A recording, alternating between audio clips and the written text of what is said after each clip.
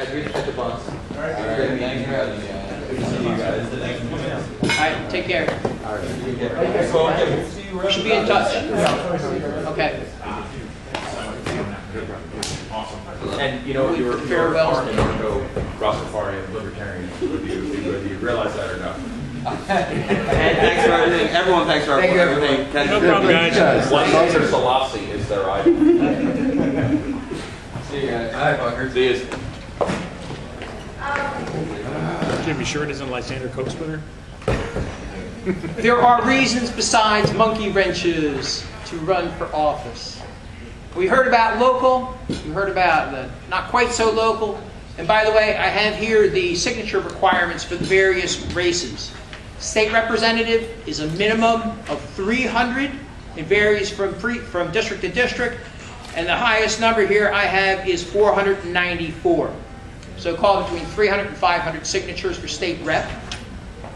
For state...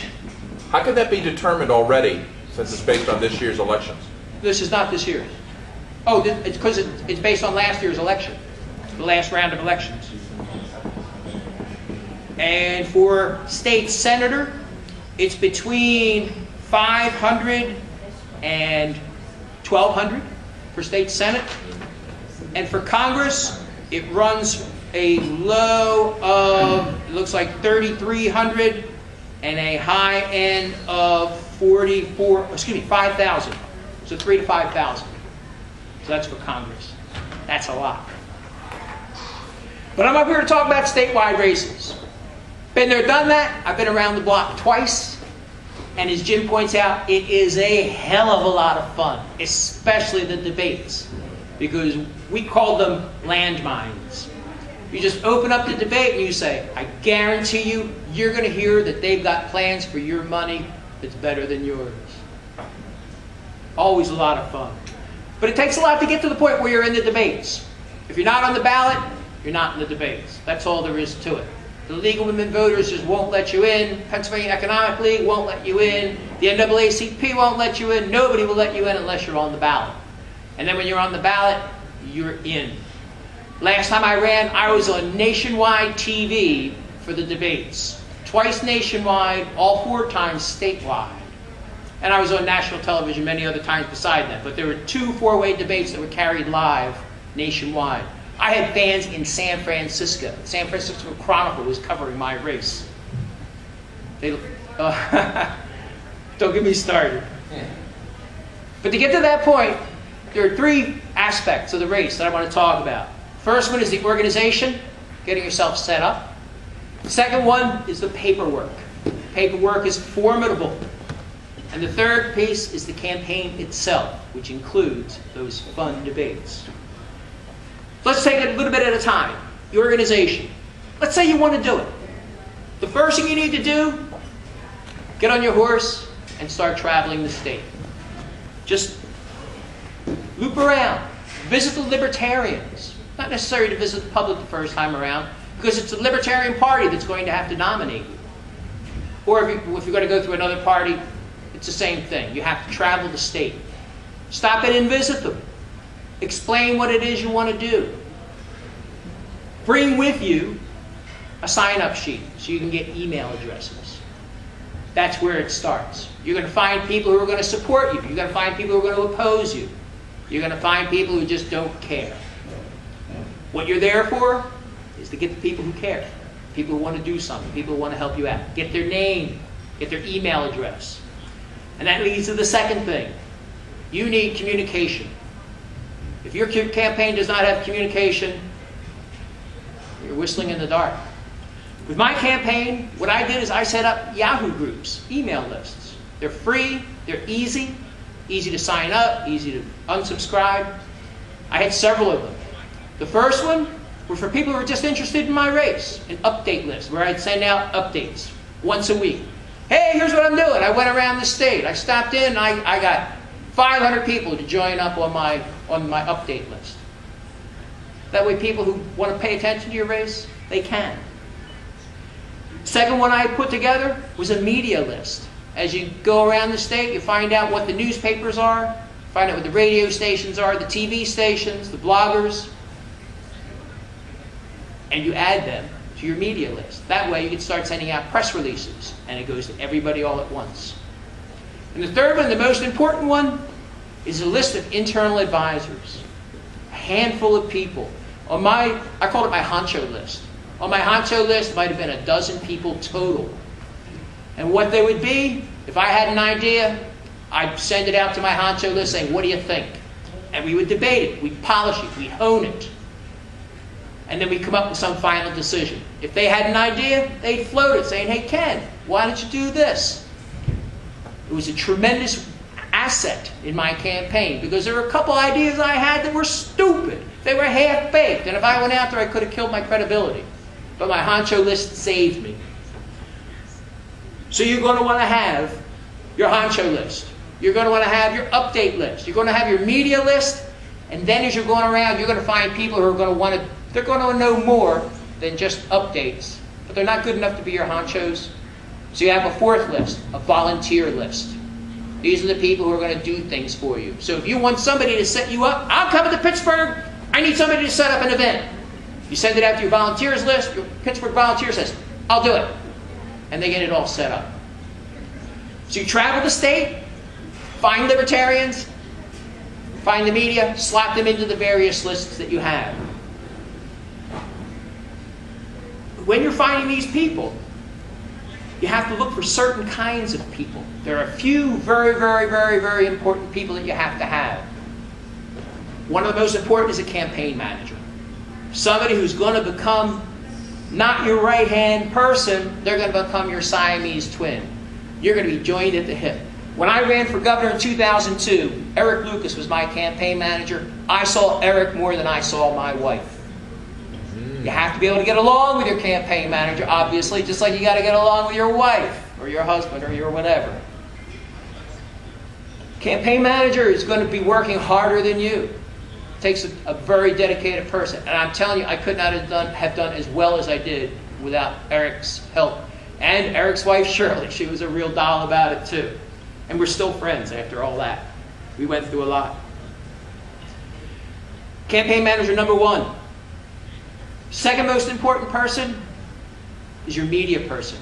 Somebody who's going to write out your press releases. Now, I had a couple media people. What I would do is I would go to an event, and coming home, I'd be on the phone. Here's what happened. They'd be typing it up. Before I got home, a press release would be going out to the world. Campaign manager, media person. Sometimes you can combine them, but I'm telling you, you don't want to overwork your campaign manager because your campaign manager is going to be overworked anyway.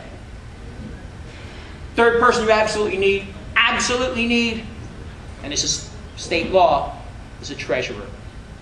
Somebody to take in the money, somebody who's going to file the various chunks of paperwork, somebody who's going to collect, keep track of everything, write out the checks, pay the bills, all those sorts of things that a treasurer would do.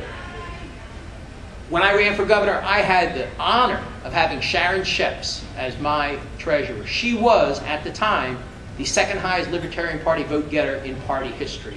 She was also a certified public accountant. And she's also, and I'll be real nice, she has a legendary attention to detail.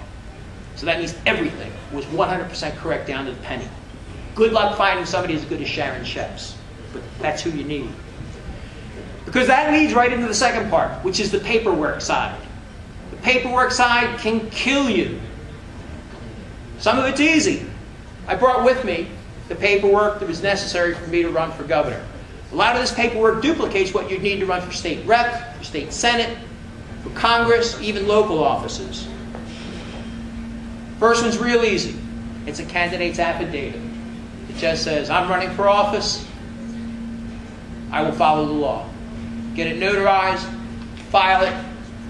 Very easy. The next one is the statement of financial interests. This is the classic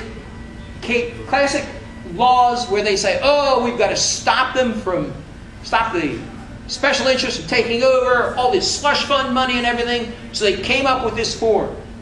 This form is a softball form. It doesn't even have to be notarized. They don't care how much money you make. They only want to know, do you own property? Yes or no? Are you a director in a corporation? Yes or no? Oh, what percentage of the corporation do you own? Do you owe somebody money, like a mortgage? They don't want to know how much, but they want to know to whom and what the percentage rate is. That's it. The statement of financial interest is garbage. But if you don't file it, they kick you off the ballot. Same thing with all these papers. You can, if you want, run it all out of your own pocket. But if you're going to spend more than $250, you have to register with the state. Not only do you have to register with the state, you have to continually file updates throughout the year. I only brought the one paper with me, and this is the registration statement. They call it a political committee, not a political action committee. In Pennsylvania, they're called political committees. This is only for state offices. This is not for Congress. This is not for U.S. Senate. This is not for president or vice president. What this does is this establishes your campaign. It says who's your treasurer. It says who's your campaign. They don't use the word campaign manager. What's the word they use? It's campaign Attack dog. Attack dog. Campaign director or something like that. It's just a purely honorary position. They don't do anything except sign your piece of paper to get your political committee started. When you raise money, if it's more than $10, you need the name of the person, name and address of the person who donated you the money. If it's more than $300, you need the occupation as well. Now, they may have changed the law since the last time I've run, so they just treat those as representative. So there are chunks of paperwork, but the most important piece of paperwork is the big one. Those of you who run for office before, I can tell because you're cringing, because you need to collect signatures. When Ed Rendell wants to get on the ballot, he needs to collect 2,000 signatures. Mike Fisher, the Republican I ran against, needed 2,000 signatures. I needed 21,026 because all third parties and independents, they come under a different set of laws. And it's not just 21,000 because you have to be able to withstand a challenge. And in order to withstand a challenge, you need at least 50% more, or in more recent history, more like 100% more. I turned in 32,500 signatures. Collecting those signatures was the most difficult thing I have ever done in my entire life, before or since. I wound up spending almost $30,000 of contributor money on paid petitioners when it became obvious that my volunteers were not going to be able to collect enough. We turned in 915 sheets like this, containing the 32,500 signatures. We were up till 4 a.m. 3 nights in a row trying to come in under the deadline, and we came in a day early. Me, my campaign manager, my wife, a few volunteers. I could talk all day about how to fill these things out. There's a guy who's done it. He's laughing. He knows. I won't get into the details. Let me just say that the slightest mistake, signing where you should print, printing where you should sign, bad signature. Ditto marks for husband and wife for the address, bad signature. Not putting the year on the date, bad signature. One date out of order? Dates out, yeah, just right on down the line. Easy to get a bad signature. It is no fun. Now, one thing that is fun, and Jim's already mentioned this, the best day to get signatures is primary day. Of the 32,500 signatures I turned in, 12,000 of them we got in one day. Primary day. 12,000 signatures. That's impressive.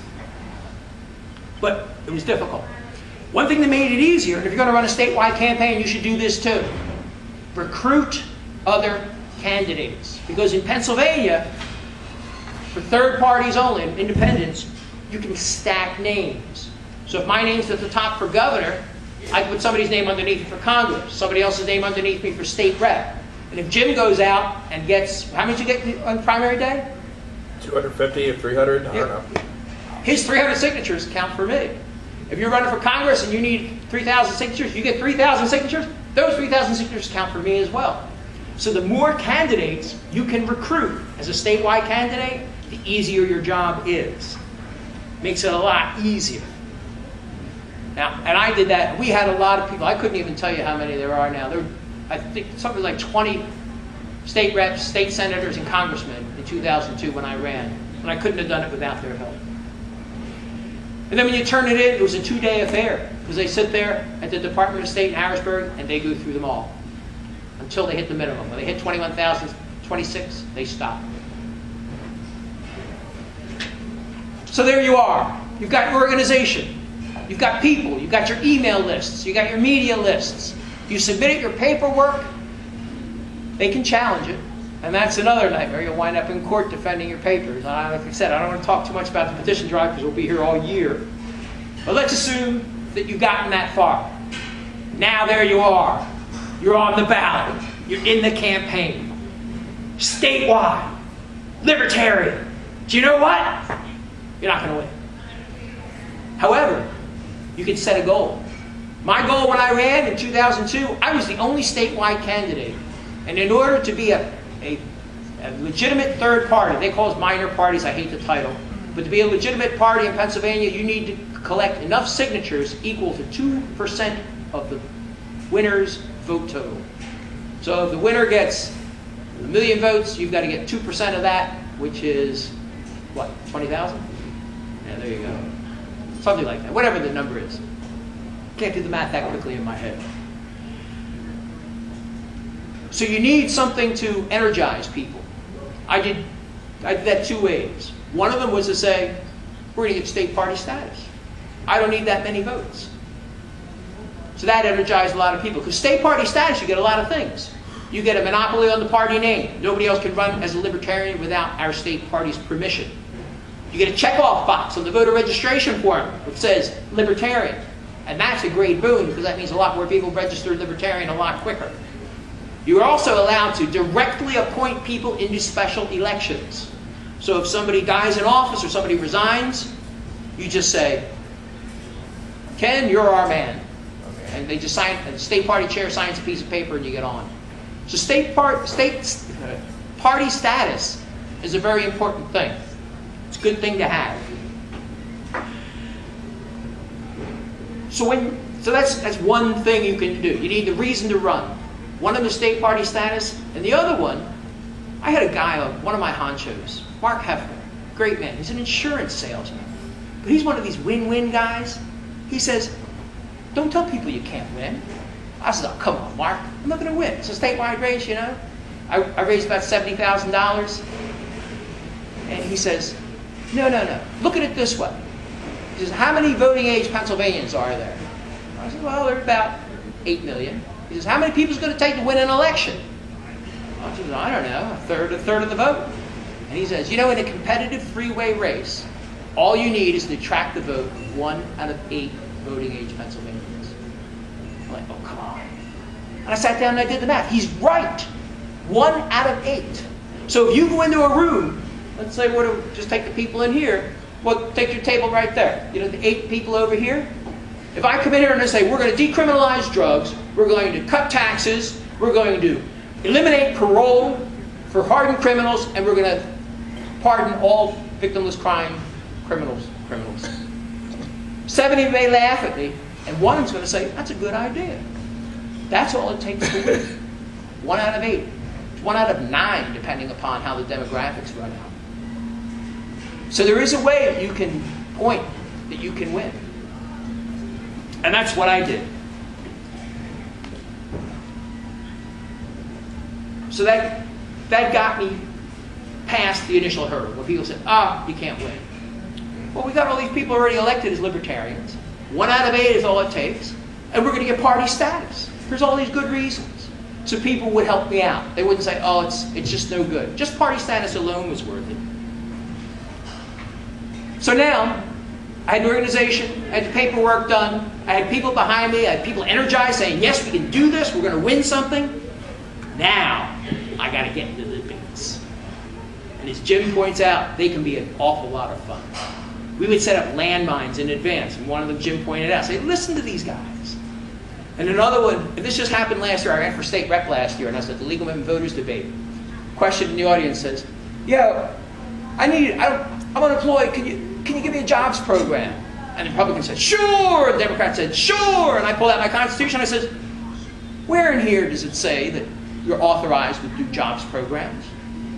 Well, it isn't. It's not in there. I said, are you going to violate your oath of office? Either one of you, show me where it's in here. And I'm handing them the Constitution. And they're just... It's easy to do. Monkey wrenching. Yeah. It's very, very easy to do. One thing you're going to need is a stump speech. Something that's 4 or 5 minutes long that you can give right off the bat. And for those of you who've known me for a while, when I started off today, when I said, what's a libertarian? And I started, we libertarians are different from the two old parties because we are the party of principle. Every law we support, every law we oppose can all be traced back to one central idea. That's right out of my stump speech. I mumble it in my sleep at night. You need your stump speech. Another trick is to give short answers. When somebody says, Ken, what do you think about X, whatever it is? Do you agree with this? Abolish it.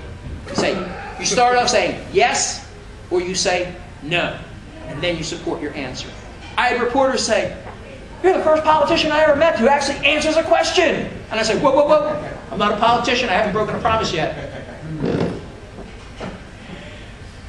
And I'm going to just say one other thing, because Darren's waving the red paddle at me before I go to questions. He's going to whack me with it.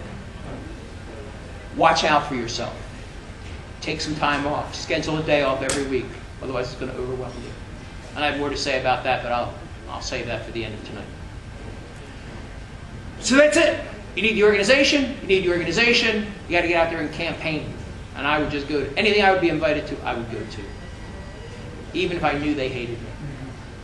Oh, and you must have... Came here. Sorry? You came here. I came here. Gotta love it. All right. That's enough. As a matter of fact, I actually made it to the end of my notes.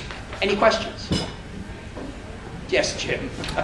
Well, how do you judge your impact as a statewide candidate on just sort of the general public? I mean, like I found libertarianism through Harry Brown on C-SPAN. I know that the bigger the campaign, the more like just average Joes you're going to reach out to. What could you say about the impact that you might be able to have in a statewide campaign to just recruit more libertarians? Well, that's probably one of the biggest things you could do, because especially a high-profile campaign is you get on TV. You already pointed out a lot of this, especially on a statewide race, because you're included in the debates. And my life changed after the first televised statewide debates. Because before then, I would get just a little, also running is, by the way, there's also a libertarian. Well, that first debate, I just went out there and I shut them down. We had landmines all through the entire debate, and the media picked up on those landmines. For example, I was picking on big government. Government solutions are bad. Here's what government solutions have done. Let me give you some examples. And one of the questions was, what was your favorite subject in school? And the Republicans said, government studies. And the audience almost laughed them off the stage. Sound bites are another one. I had some really good sound bites. One of them, some woman, a college student, asked, how are you going to protect people on campus? And I said, well, the best thing to do is, now you're a woman, you could appreciate this. I said to her, not to you. It's a well-known fact that if a woman resists an attacker, she's twice as likely to be seriously injured. But according to a study done by John Lott at the University of Chicago, if a woman resists with a handgun, she's half as likely to be seriously injured. So from that, I can deduce that handguns are a girl's best friend. The crowd went nuts. The media went nuts. It's probably one of my most remembered lines. Another was on the war on drugs. They were asking about criminals, crime. I said, well, the best thing we could do is leave criminals in jail. Eliminate parole for violent criminals was one of my stands. But prisons are already overcrowded. And my soundbite was, in fact, our prisons are so overcrowded that we're releasing murderers and rapists to make room for pot-smoking Grateful Dead fans. And that's insane! Thank you. Well, they are Grateful Dead fans. That's true. I said this at Penn State College. There had to be 2,000 students in the audience. They went nuts! I'm like, it's insane! It's insane! That's out on the web. If you go to kenk.org, my gubernatorial website, it's still there as it was in 2002. There are links to the first 2 debates, and that first one is there. So all of it's still out there. So there's an impact. By the end of the campaign, Ed Rendell was quoting Thomas Jefferson. See, he who governs least governs best. Ed Rendell said that. So I bring in ideas that aren't going to be discussed. I went to the NAACP debate, and I leaned over and I said, who thinks the justice system is fair? And nobody said that. I says, is this microphone on? Who thinks it's fair? But they're absolutely right, because minorities are put in jail at a rate 15 times greater than non-minorities. 15 to 1. And when you look at the 18 to 25-year-old set, it's 55 to 1. 55 minorities go to jail for every 1 non-minority. When I stand up there and I tell them that I'm going to pardon all nonviolent drug offenders, they love it. That actually made it my first appearance right after I got nominated. It was down here in Harrisburg. It was an NAACP event. The Harrisburg Patriot News, they don't like libertarians. But they reported the loudest cheer came when Ken Krawchuk, da-da-da-da-da. Can you have an impact? Absolutely. You bring in people. This guy here, Jim Babb, he came in for my campaign. The first things that he did as to help the Libertarian Party was because of my campaign. So I'll take the blame or the credit, or I don't know what Mostly it's going to be. blame. Yeah. He said, why don't you have a big rally downtown? Well, why don't you organize one? Well, he did. He's a sound guy. He brought these giant stacks of speakers and everything. I'm in front of City Hall, right where the Operation, wherever they were, the Occupy people were, with the speakers bouncing off the Arco towers and your life, your way. We're releasing murders and rapists. We're ready for dead fans, dead fans, dead fans, dead fans. Amazing stuff. People actually reading the Pennsylvania Constitution. And you can have fun in other ways too. Not necessarily what I would call impact. The first time I ran for governor was against Tom Ridge, of all people. It was during the Monica Lewinsky thing. And there was a guy in the audience. He's like, yeah, do you cheat on your wife? I look at him and says, well, not yet. What you have in mind? So, you can play games with these things. You can have fun. And you know, there is out on YouTube, if you Google my last name, Krawchuk, Krawchuk, don't Google it, just search on YouTube. I have out there my state rep race from last year. My debate from that, and also a few other interesting tidbits. But the debate last year was probably one of the better ones. Good question. All kinds of impact. People pay attention to the Constitution. People realize what's going on. You bring up issues that now your opponents are starting to bring up. Oh, and speaking of your opponents, I never mentioned my third-party opponent. Paid no attention to him at all. Never talked to him. Never referred to him. Nothing. When I had to talk about it, I called him the green guy. And once, it was on the third debate, national, statewide televised, I accidentally said, even the green guy, da-da-da-da-da-da. He's like, the green guy, I have a name, you know. Who let him in the debate? I know. There are no standards? None at all. And you can corner these guys. I cornered Mike Fisher, the Republican, because he was putting pot smokers in prison. I said, didn't you ever smoke pot, Mike? He just like smiles. Come on, Mike, answer the question. Did you ever smoke pot? Next morning, NPR had the stories like, and the Republican was cornered by the Libertarian over the issue of drugs, and he refused to admit it, da, da, da, da, da. And they asked me, Did he win or not? I forget. no, he lost. Right. And they asked me, oh, did you ever smoke pot? I said, well, yeah. You know, I was in high school in the late 60s, college in the early 70s. I was right there in that period. And I inhaled. And I held it. But my life could be a little while ago. But my life could be ruined if I was caught and locked up in jail. And how many lives are we ruining with our war on drugs? Whatever they try and stick you with, that's another thing. If they try and stick you with something from your deep, dark past, turn it around on it. Like with the drug use. Yeah, I smoked pot. Absolutely. I enjoyed it too. It's good stuff. But you turn around and say, you would have ruined my life. Does my life deserve to be ruined for that? Whatever it may be. You just take it and turn it around.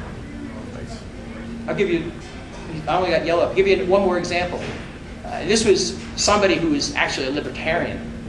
I was on a talk radio show, and he says, you know, I'm in my car driving right now, talking on my cell phone. We'll leave that part of it aside for the moment. And he says, in front of me there's a kid in the backseat of a car, and he's bouncing around, and he doesn't have a seatbelt on. Don't you think there should be a law requiring parents to belt in their kids? And he's supposed to be on our side. But, you know, you just swing with it, and what you do is you kick it up a level. You question the question. You say, well, you know, the issue is not the kid in the back seat. The question is, who raises a child? The government or parents? I'm in favor of parents raising a child. Smack. Yeah. And he deserved to be smacked, because he's on our side. Any other questions?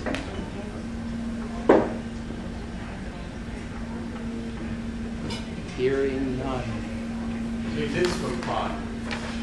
What? What you got? Not yet. What do you got? No, you know, and I don't. That's another thing that I learned myself is I don't drink within 48 hours of a public appearance. Otherwise, I start losing words. It's just, That's what he says. that's true. I didn't have anything to drink last night either. All right. Well, that's it for my statewide race. If you have questions, again, get in touch with me. info@kenk.org. And if I had my agenda in front of me, I would know, thank you, what's coming up next. Because I don't think it's me. It's not. Originally, we were going to have Manuel Gomez, the gentleman from York County who was up.